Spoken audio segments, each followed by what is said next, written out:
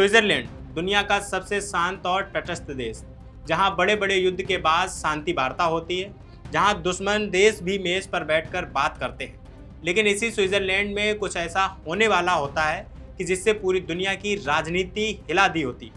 एक खुफिया एजेंसी, एक हत्या की साजिश और एक ऐसी चेतावनी जिसने इस साजिश को रोक दिया।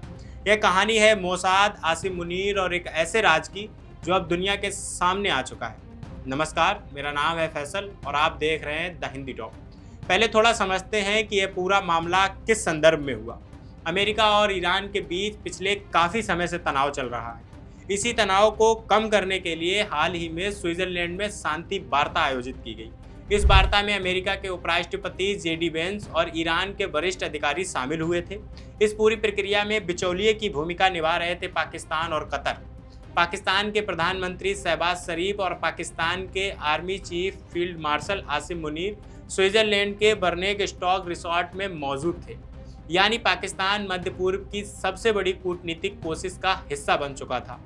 लेकिन इसी दौरान कुछ ऐसा हुआ जिसने सबको हिलाकर रख दिया। ब्राजील के मशहूर पत्रकार और भू राजनीतिक विश्लेषक पेपे एस्कोबार ने एक पॉडकास्ट में बेहद चौंकाने वाला दावा किया।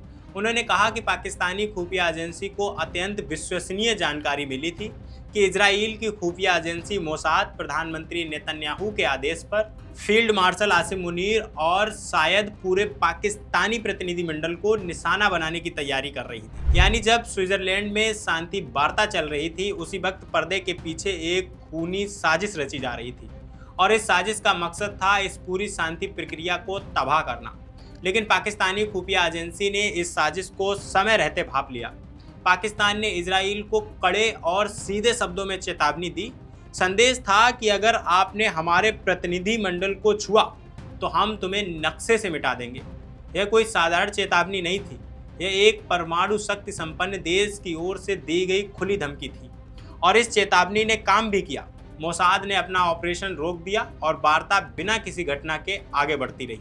इस पूरे घटनाक्रम के बावजूद वार्ता सफलतापूर्वक आगे बढ़ी और एक प्रस्तावित 7 दिन के सीज फायर रोड मैप पर प्रगति हुई।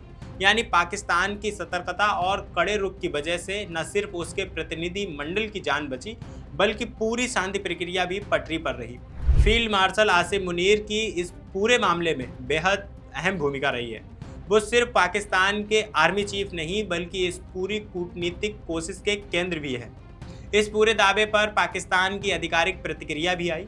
एक वरिष्ठ पाकिस्तानी सुरक्षा अधिकारी ने इन दावों को पूरी तरह बकवास और बेतुका करार दिया।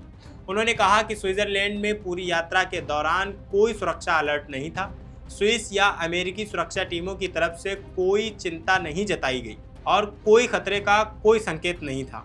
इजराइल और मोसाद ने भी इस पर कोई आधिकारिक बयान नहीं दिया है। इस दावे को सच माने या ना माने, लेकिन इसका संदर्भ बेहद अहम है। पाकिस्तान और इजराइल के बीच कोई औपचारिक राजनयिक संबंध नहीं है। पाकिस्तान ने हमेशा फिलिस्तीन का समर्थन किया है और उसका रुख है कि जब तक एक स्वतंत्र फिलिस्तीनी राज्य नहीं बनता, तब तक वो इजराइल को मान्यता नहीं देगा। इसके अलावा पाकिस्तान के रक्षा मंत्री ने इजराइल को लेकर बेहद कड़े बयान दिए हैं। ऐसे में इजराइल को यह बिल्कुल पसंद नहीं था कि पाकिस्तान अमेरिका ईरान शांति वार्ता में इतनी अहम भूमिका निभाए। यह पूरी कहानी चाहे सच हो या अफवाह, लेकिन यह दुनिया की उस खतरनाक राजनीति को सामने रखती है जो पर्दे के पीछे चलती रहती है। जब सामने मेज पर शांति की बातें होती हैं, तब पीछे तलवारें निकली होती हैं और इस खेल में छोटे छोटे देश तो क्या, बड़ी बड़ी ताकतें भी अपनी जान जोखिम में डालती हैं। और आपको क्या लगता है, क्या पेपे एस्कोबार का यह दावा सच हो सकता है? क्या मोसाद वाकई इतना बड़ा कदम उठा सकती थी? और क्या पाकिस्तान की इस पूरे मामले में भूमिका से उसकी ताकत बढ़ी है? कमेंट में अपनी राय जरूर बताइए और अभी तक आपने हमारे चैनल द हिंदी टॉप को सब्सक्राइब नहीं किया तो सब्सक्राइब कीजिए और हमें सोशल मीडिया प्लेटफॉर्म फेसबुक और इंस्टाग्राम पर फॉलो करना मत भूलिए।